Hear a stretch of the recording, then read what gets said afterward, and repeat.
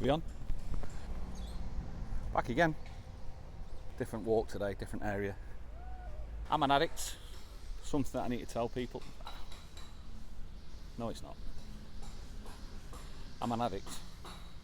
That's something that I know. And don't get me wrong, I've been an addict all my life. I'd have to be. When you think about it, if you're a kid, to dedicate so much of your life to one thing to make it be able then to become your profession, like golf, and I was a young kid at 11 years of age, you've got to be addicted. You have to be. Not all addictions are bad, by the way, but if you know you've got an addictive trait in you, then you can safely turn around and just say, yeah, I'm an addict, and I am an addict. Didn't know at the time when I turned into golf, didn't realise it in the slightest, just did it, because that's what I was doing. I lived there. Christmas Day, I was on the practice ground, birthdays, New Year's Day, I was there all the time. I lived it. So yeah, definitely safe to say, I'm an addict. I became a bad addict when I hit about 15, and I was still in the golf club world, and I was working behind the bar. I know you shouldn't be allowed to, but I was 15, 16, and I didn't even know at the time, but I became addicted to the fruit machine, and I was pouring every last penny that I had into the fruit machine. So yeah, in that essence, the addictions could also be bad, but for me, I didn't realise that at the time. So I was an addict to golf, I was an addict to fruit machines, started smoking when I was 15, so I became an addict to cigarettes as well, and those were my three addictions. Got qualified as a golf pro, moved to Holland after realising I wasn't good enough, and started teaching over there. There's no fruit machines over there, didn't realise. So I became unaddicted to fruit machines without even realising it, because there was none there. But I became unaddicted pure and simply because the opportunity wasn't put there in front of me.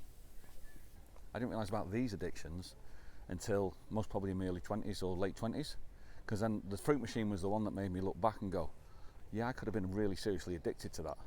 I think for that reason I chose not to get into gambling. And what I mean is getting into gambling is horse betting, football betting, stuff like that. I saw a TED talk once, and TED is Technology, Entertainment, Design, massive on the internet, and I saw one about addictions, and that's I think where it came through to me that I was actually then could class myself as an addict. But as I said, my addictions that I choose, make sure that I try to choose them healthily and not in a bad way. If for me it's all or nothing. It's just one day I gave up cigarettes. I said, right, that's it, I'm not doing it anymore. Must be about 18, 20 years ago, and I've never touched one since. I know I can't even go back and have one, because if I do, I know for a fact I'll become an addict again, so I don't want to do that. So I stayed off them, and I've never gone near them again. It's actually quite comical, because we've got in my previous family, there's actually somebody I know who is actually a member of Gamblers Anonymous, and in a conversation with him, he turned around to me and he said, Rick, if I had to name somebody who would be addicted to gambling, I'd have to say it would be you. And this is after he was telling me his experience of what he went through and how he's reformed, etc. And I said to him at the time, I said, yeah, I understand where it comes from, because I have that actual addiction trait in me. If I do something, it has to be 100% all or nothing, sometimes to an unhealthy level, and that's the reason why I would actually call myself an addict, and I still will be for the rest of my life. So I've got to be careful what I actually concentrate on, or put my thoughts into, or put my energy into, to make sure it's a healthy choice and not a choice that can lead me down a different route, which I'm fine with. I've got no issues with that. That's just a question about time and hopefully making the right choices. So where does that lead to? I became an addict to poker. Now, poker sounds like a gambling game. For those of you who play poker, you'll understand that it's not actually a gambling game. There is an element of gambling in it, but it's actually not a gambling game. It's more, I think I call it a poor man's chess. And I got fascinated with it, absolutely loved it. Again, all or nothing. I'm out of it at the moment just due to the laws over in Spain about how you can get on PokerStars app, etc. So at this moment in time, I'm not playing it.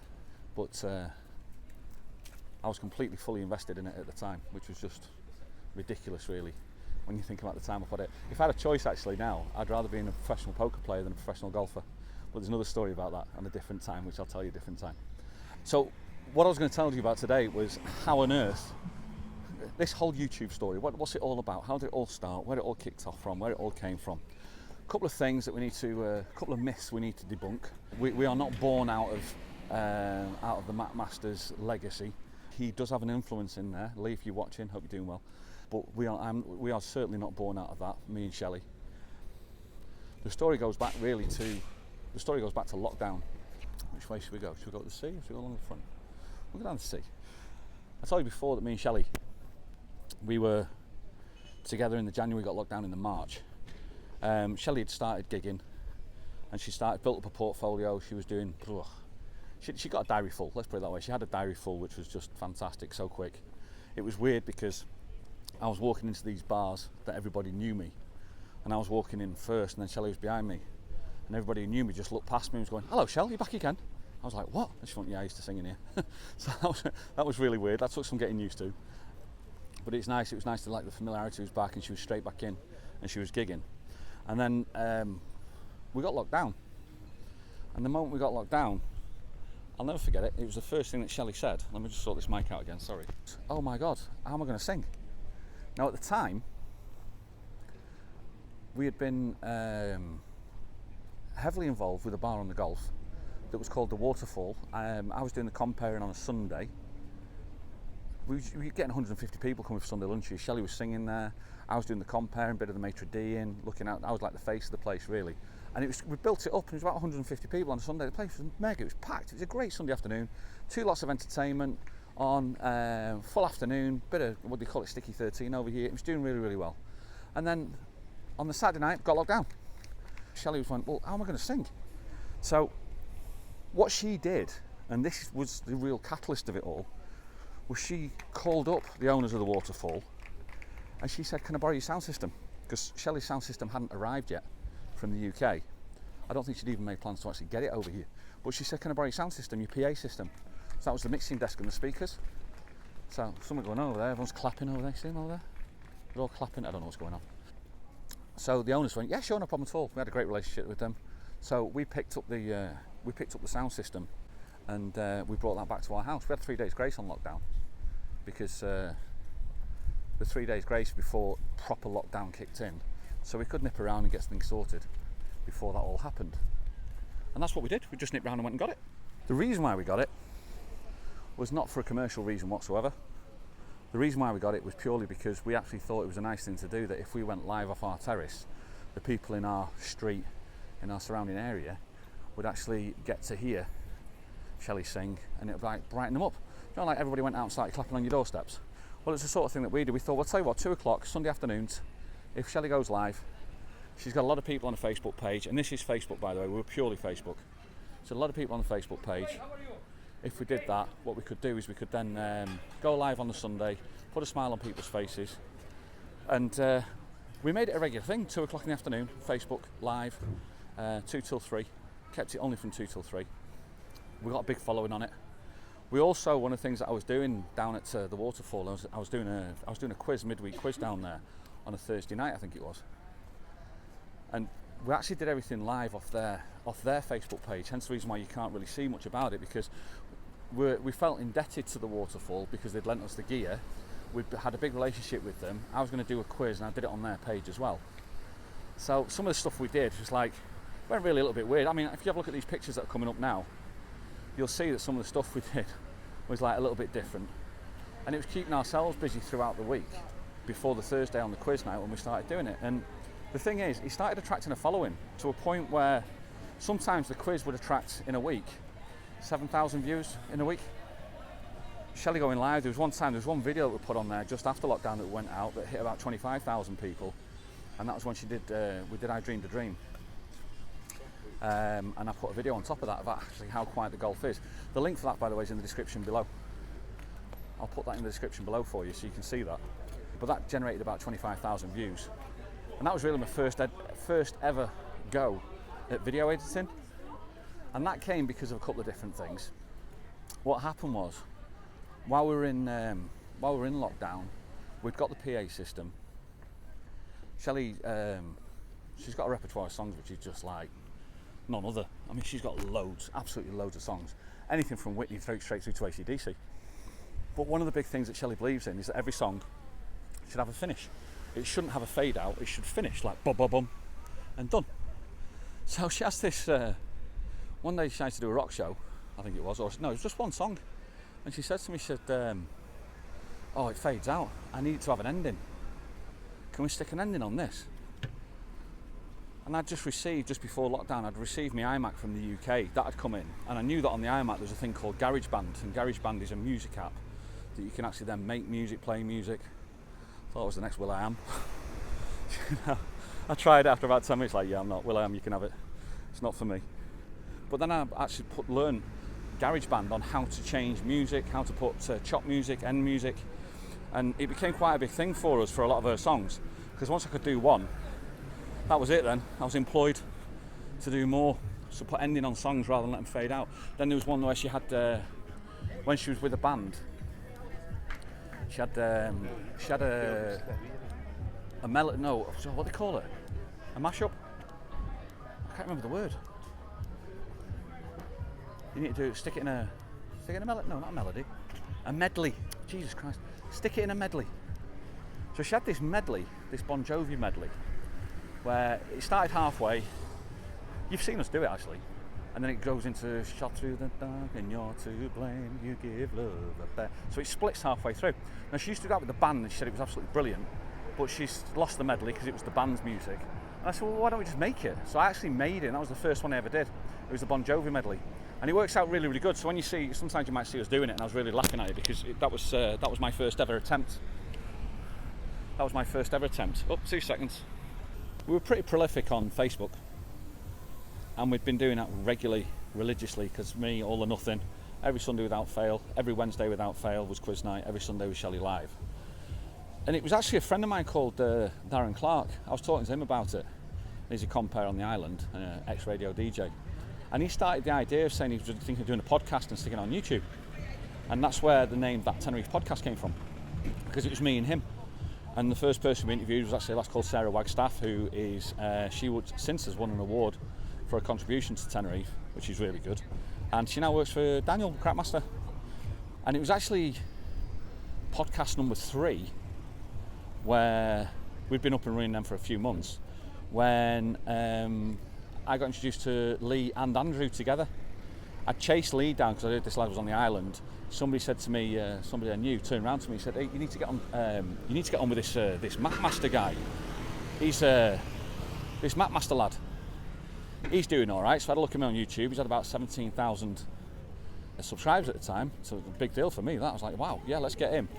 So I sent him a couple of emails and he very politely replied. And we arranged to meet in a place up near Casey's actually, called Manhattan's. And I was there with a massive computer and a big microphone, not like this little thing now, which is miles better. And I interviewed him. And I put the link for that down there below as well. And I met Andrew. Andrew's just a young lad, didn't really say much to me, a little bit quiet. Well, Lee was extremely forthcoming. And we put that one up. And as I said to you before, we're not born out of the Macmasters. We're not one of the vloggers that was born out of the Macmaster like everybody else was. We'd actually already started. However, looking at what the Macmaster did was the reason that influenced us to go, well, I tell you what, let's not just become a podcast, let's actually put video to it as well, video content, and people will watch it a little bit more. And that's the reason why That Tenerife Podcast turned into That Tenerife Vlogcast. So that was the first change that we did. Also getting Shelley involved straight away, because Darren's work commitments meant he couldn't do it. So the bit about hiding behind other people, which I spoke about in previous ones, was the reason why I got Shelley, because I thought people would much rather want to listen to Shelley than myself. And I think it was through Lee that I then met Dan, which is the Crackmaster. And it was I think it was him and Data Daz.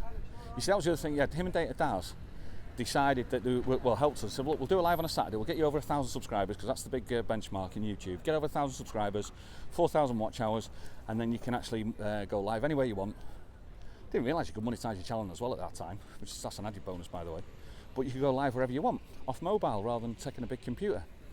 So we turned up at the house, I explained to Shelley what was happening. she said to me, she said, yeah, I don't mind. She says, do not come back with a bloody nickname. Macmaster, Crackmaster, Night Strider, just do not come back with a nickname. That was one thing, that was the only thing she stipulated. So we're on this live and Daz is trying to throw these nicknames around and I'm desperate, just going, Nat, shut up, I don't want to do this, I don't want nicknames, Shelley's going to kill us. And that's why it just ended up with Rick. And I kept pushing Rick and Shelley, Rick and Shelley, Rick and Shelley. We got our 1,000 subscriber count, thank you very much Dan, and thank you very much Daz. And that was us, we were up and away. I think I need to apologise. I've been all over the place today. I've been meeting people with regards to different stuff, vlogs for the other channel. I've got 2 vlogs in the pipeline now because of it, which I'm really looking forward to. They'll be coming in the next couple of weeks. But the one thing I was talking about was about YouTube and how we got started on YouTube. So we've got 1,000 subscribers and we've got the 4,000 watch hours, which means that you then join Google AdSense and it means you can then go live. We went live and mainly the reason was so I can get Shelley's voice out there. That was it more than anything else. We brought really our Sunday show off Facebook and we brought it to YouTube. That was it. Went live, got the email, ka-ching, copyright strike. Your music is used by other artists in different countries, therefore we can't monetize it. And that was it. We couldn't do it. So the idea, what I thought might have been an income revenue source when we were in the middle of lockdown, was pretty much just done and dusted there and then, kiboshed, because the music Shelley uses is obviously backing tracks to other artists, and therefore you don't get strikes, by the way, 3 strikes and you're out. You do get 3 strikes and you're out on YouTube, but not due to music. You just get it just means you can't monetize the the video, the vlog. It's like this one now. There's music there. Listen. So if YouTube picks that up, it just means that this vlog, if ever it gets an opportunity to be monetized, won't be monetized, which is fine because it's not about that. When you see vloggers running past restaurants because of the music, it's not because they're going to get stuck off YouTube, it just means that they can't monetize the video. And that's what they're trying to do it for. They're trying to make money off the video and they can't monetize it. So that's the reason why they do it. So anyway, after realizing this a couple of times, we had to think of a way, right, how do we get around this? Well, the only way we could get around this was actually putting stuff up without music on. And that's the reason where Wind Down Wednesday got born. Wind Down Wednesday was the way we could sit down without any music and we could have a chat. That then, YouTube would then monetize that with the adverts on it. All the while we were doing this, what we never realized, and this is the truth, we never realized, was this creates chat rooms, and the chat rooms all of a sudden started forming and creating communities, and created a community that we had that we didn't even know that was going to be the outcome of it. And I think that is where the growth and the strength of our channel came from, was actually the strength of the chat from you lot. I think it's